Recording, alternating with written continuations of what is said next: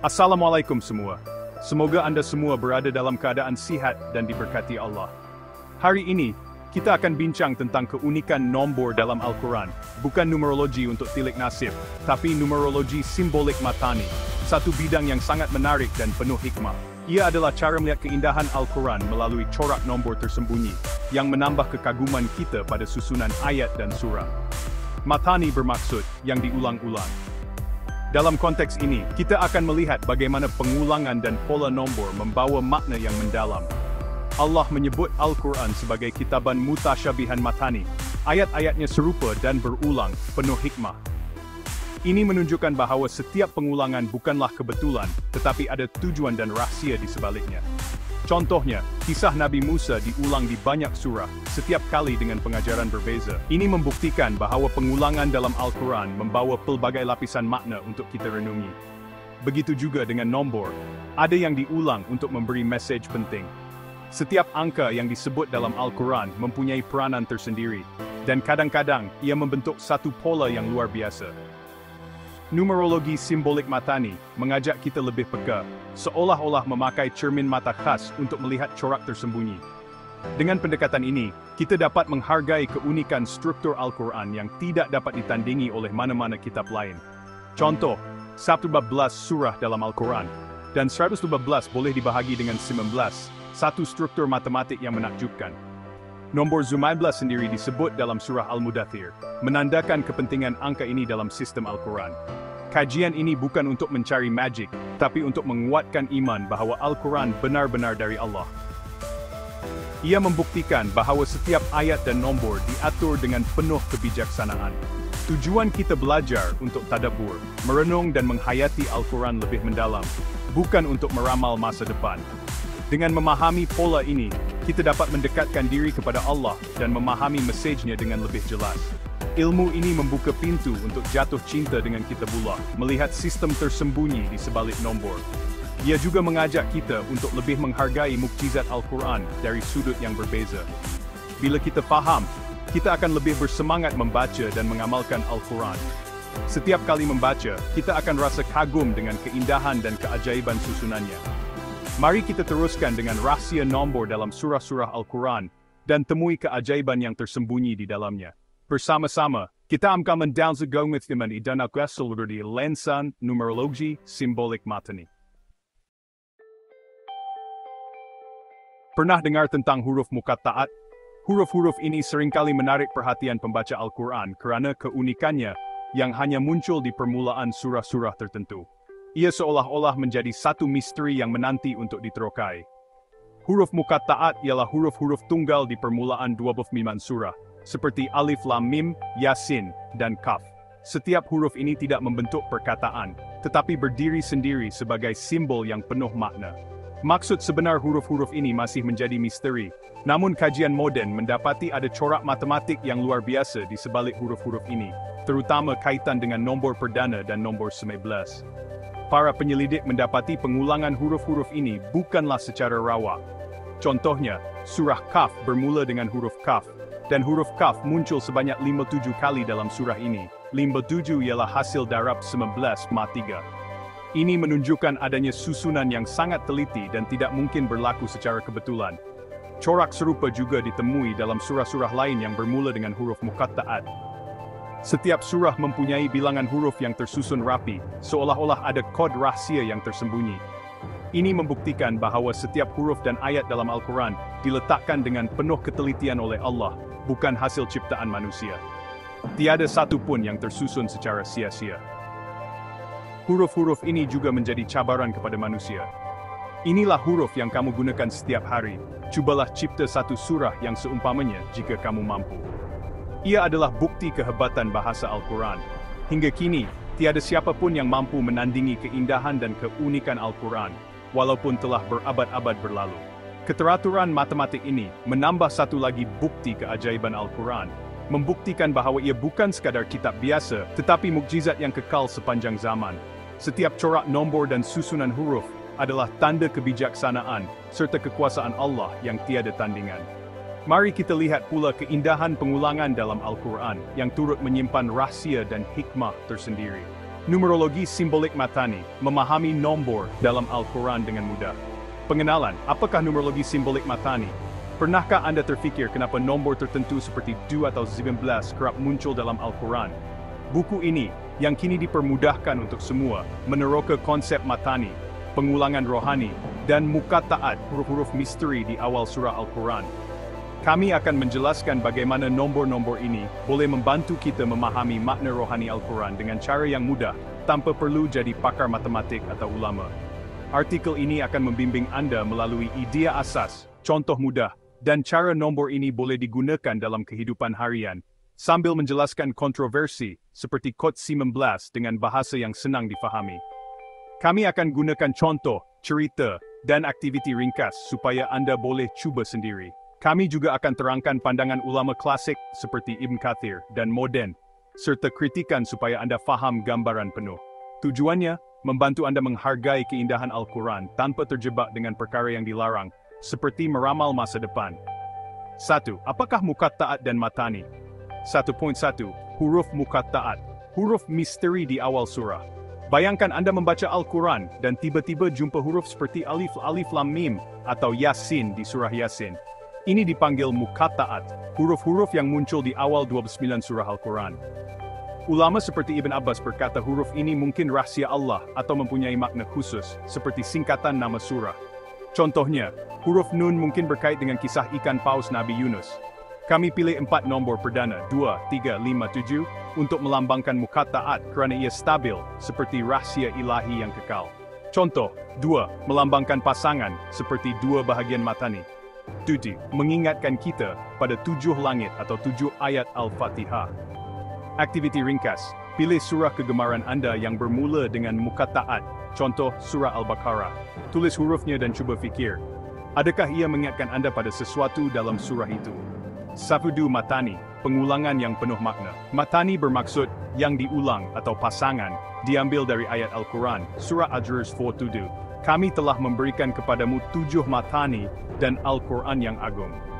Ulama seperti Ibn Kathir berkata ini merujuk kepada Al-Fatihah, kerana 7 ayatnya diulang dalam solat. Ada juga yang kata matani merujuk 7 surah panjang atau pengulangan rohani dalam kehidupan. Dalam artikel ini, kami cipta sistem ringkas dipanggil proses kitaran matani, di mana nombor diubah melalui langkah-langkah matematik untuk menunjukkan keseimbangan antara kestabilan paat dan perubahan, nombor lain seperti 1, 4, 8, 9. Ini seperti melihat bagaimana iman stabil dan ujian hidup berubah seimbang. Contoh mudah, bayangkan nombor 7 seperti 7 langit. Kita ubah nombor ini menggunakan formula matani dan lihat ia kembali ke 7, menunjukkan iman yang kekal walaupun hidup berubah-ubah. 1. Bagaimana proses kitaran matani berfungsi? Mari kita belajar sistem ini dengan cara yang senang. Proses ini ada 4 langkah untuk ubah nombor dan cari maknanya. Pilih nombor 09. Contoh, 7 kerana 7 langit. Tambah 10 kerana matani seperti pengulangan, 7 plus 10, 11. Gandakan dengan 2 seperti pasangan dalam solat, 11 + 2 wati ke wapanta. Jumlahkan digit sehingga jadi 1 digit, 3 plus 4, 7. Hasilnya kembali ke 7. Ini menunjukkan kestabilan, seperti iman yang tetap walaupun ada perubahan. 2.12 jenis nombor kami bahagikan nombor kepada 2 kumpulan. Mukataat 2, 3, 5, 7. Stabil seperti rahasia Allah atau 7 ayat Al-Fatihah. Bukan mukataat 1, 4, 6, 9. Dinamik seperti ujian hidup. Contoh, 8 melambangkan malaikat yang membawa arasi. Contoh lain, mulakan dengan 3 seperti 3 hari Nabi Yunus dalam ikan paus.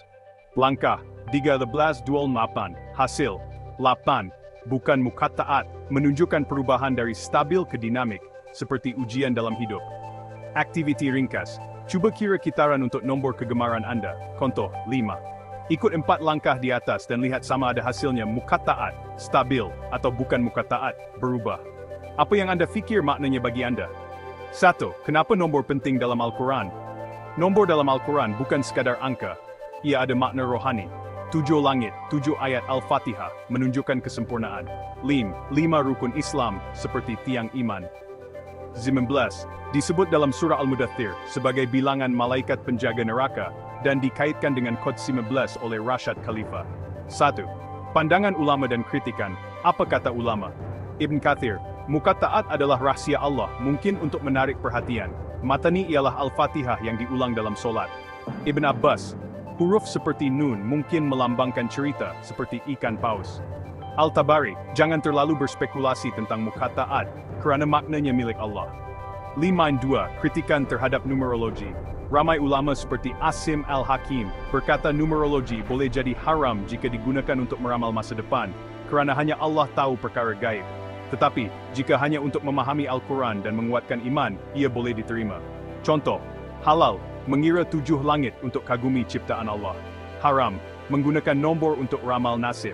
Kami cadangkan, gunakan nombor untuk renung keindahan Al-Quran, tapi jangan cuba ramal masa depan. Contoh visual, carta dan graf. Untuk memudahkan, bayang carta yang menunjukkan nombor 455 dan bukan muqatta'at, 1489. Hasil kitaran menunjukkan separuh nombor kekal stabil, separuh lagi berubah, seperti keseimbangan iman dan ujian dalam hidup. Contoh graf, nombor 7 selalu kembali ke 7, stabil, seperti iman. Nombor 3 berubah ke 8, ujian, seperti cabaran hidup. Perbandingan dengan tradisi lain. Tujuan 1 Gematria Yahudi. Dalam tradisi Yahudi, huruf ada nilai nombor, contoh, Alel 1. Ini serupa dengan muqatta'at, tapi Islam melarang ramalan seperti dalam Gematria. 2.2 Numerologi Pythagoras. Falsafah Yunani melihat nombor sebagai getaran. Contoh, nombor 9 melambangkan kesempurnaan. Dalam Matani, 9 berubah ke 2, menunjukkan pasangan rohani. Matani bermaksud yang diulang-ulang, dan pengulangan adalah kunci keindahan struktur Al-Quran. Contoh paling jelas, surah Al-Fatihah, 7 ayat yang diulang sekurang-kurangnya 11 kali sehari dalam solat. Nombor 7 melambangkan kesempurnaan dan kitaran dalam ibadah. Dalam surah Rahman, ayat Fabiayi alai rabbikuma tukazziban diulang 31 kali. Bukan sekadar retorik, tapi untuk mengetuk hati kita. Pengulangan membentuk corak yang boleh dianalisis secara numerik. Para pengkaji mendapati pengulangan ini terikat dengan sistem matematik, terutama nombor 19. Ini membuktikan Al-Quran indah dari segi bahasa dan sempurna dari segi matematik. Setiap pengulangan membawa makna dan hikmah mendalam. Mari kita pelajari cara mudah memahami corak nombor ini. Pernahkah Anda terfikir bagaimana corak nombor dalam Al-Quran boleh memberikan makna yang lebih mendalam? Ramai yang ingin faham rahsia di sebalik angka-angka ini, tetapi tidak tahu dari mana hendak bermula. Cuba proses kitaran Matani. 4 langkah mudah yang boleh membantu Anda memahami struktur numerik Al-Quran dengan lebih jelas dan teratur. Langkah 1. Pengiraan. Kira bilangan huruf atau perkataan dalam ayat atau frase tertentu. Contohnya, Bismillah mengandungi 7 huruf, 1 angka yang sering diulang dalam Al-Quran dan penuh simbolik. Langkah 2. Penjumlahan silang. Jumlahkan setiap digit nombor sehingga menjadi 1 nombor tunggal. Sebagai contoh, jika Anda dapat 19, tambahkan 1 plus 5 untuk dapatkan 6. Kaidah ini memudahkan kita melihat pola tersembunyi. Langkah 3. Tafsiran simbolik. Setiap nombor dari 1 hingga 9 membawa makna tersendiri. Seperti 1 melambangkan tauhid, 6 pula berkait dengan penciptaan dan keseimbangan. Langkah 4. Hubung kaitkan dengan konteks. Fahami bagaimana nombor itu berkait dengan mesej ayat atau surah, dan apa pengajaran yang boleh diambil daripadanya. Contohnya, perkataan Islam terdiri daripada 5 huruf, yang boleh dikaitkan dengan 5 rukun Islam, asas utama dalam kehidupan seorang Muslim. Ingat, proses ini bukan bertujuan untuk meramal masa depan atau mencari ramalan gaib, tetapi untuk tadabbur, merenung dan menghayati keindahan struktur Al-Quran yang penuh hikmah. Ia membantu kita menghargai setiap perincian dan keunikan dalam Kitabullah, serta menambah rasa kagum terhadap kebesaran Allah. Setiap nombor membawa makna yang mendalam dan boleh membuka pintu pemahaman baru. Dengan kaidah ini, kita dapat melihat hubungan yang erat antara struktur numerik dan mesej-mesej penting dalam Al-Quran. Ia adalah satu cara baru dan menarik untuk mendekati wahyu, serta memperkaya pengalaman spiritual kita.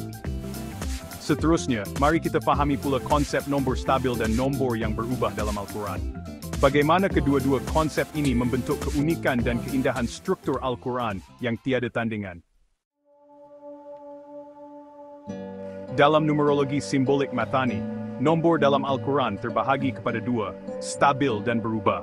Nombor stabil, seperti bilangan surah bermula dengan huruf muqatta'at, adalah tetap, tidak berubah, menjadi tulang belakang struktur matematik Al-Quran.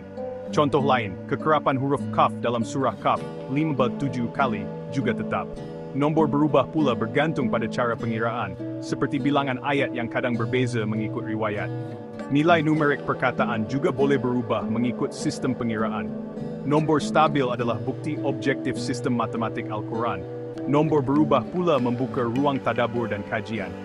Walaupun ada perbezaan, proses kitaran matani sering membawa kita kepada akar nombor yang sama. Ini menunjukkan kesatuan di sebalik kepelbagaian. Struktur ini membuktikan keajaiban dan keunikan Al-Quran. Sekarang, mari kita lihat kenapa nombor 7 dan 19 sangat istimewa. Dua nombor paling menonjol dalam Al-Quran, 7 dan 19. Nombor 7 sinonim dengan kesempurnaan, 7 langit, 7 bumi, 7 pusingan tawaf, 7 ayat Al-Fatihah. Ia melambangkan kitaran lengkap dalam ibadah dan penciptaan. Nombor 19 pula adalah asas kod matematik Al-Quran disebut dalam surah Al-Mudaththir. Contoh Bismillahirrahmanirrahim ada 19 huruf, 112 surah was 15 my 6. Jumlah nombor yang disebut dalam Al-Quran juga boleh dibahagi dengan 19. Kekerapan perkataan penting seperti Allah, Rahman, Rahim, semuanya berkait dengan 19. Nombor 7 mudah dipahami, manakala 19 memerlukan kajian mendalam. Kedua-duanya saling melengkapi, satu zahir, satu tersembunyi. Sistem ini membuktikan Al-Quran untuk semua lapisan manusia. Setiap orang boleh menemui keindahan mengikut tahap pemahaman. Inilah keunikan mukjizat Al-Quran. Mayam Zizov, Irich for Faizi Bestuarinis. Soalan penting, adakah numerologi dalam Islam halal atau haram? Jawabannya bergantung pada niat dan cara penggunaan. Haram jika digunakan untuk tilik nasib, ramalan atau sihir. Ini jelas bertentangan dengan akidah.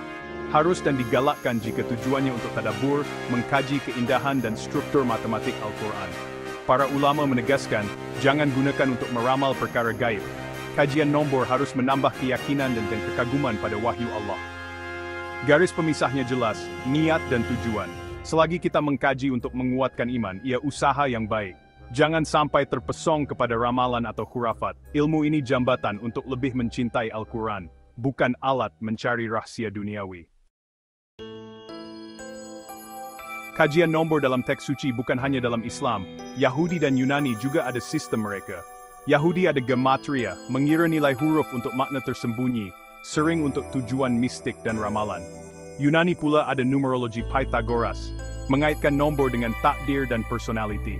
Numerologi simbolik matani berbeza, ia lahir dari Al-Quran, bukan falsafah mistik. Fokusnya membuktikan Al-Quran terpelihara dan mempunyai struktur ilahi. Ia objektif, mengira kekerapan huruf dan ayat untuk mengukuhkan akidah, bukan untuk mencari kuasa gaib atau meramal masa depan. Sebagai penutup, kita telah melihat keajaiban nombor dalam Al-Quran melalui numerologi simbolik matani. Ilmu ini alat untuk tadabbur, bukan ramalan. Keindahan matematik Al-Quran adalah bukti wahyu dari Allah. Temui corak nombor, ucapkan subhanallah, dan biar ia menambah syukur kita. Jangan terpesona dengan nombor hingga lupa mesej utama Al-Quran. Fokus utama, fahami dan amalkan ajaran Al-Quran. Kajian nombor hanyalah bonus, bukan pengganti kewajiban kita. Semoga usaha ini menambah kecintaan kita kepada Kitabullah. Wallahualam.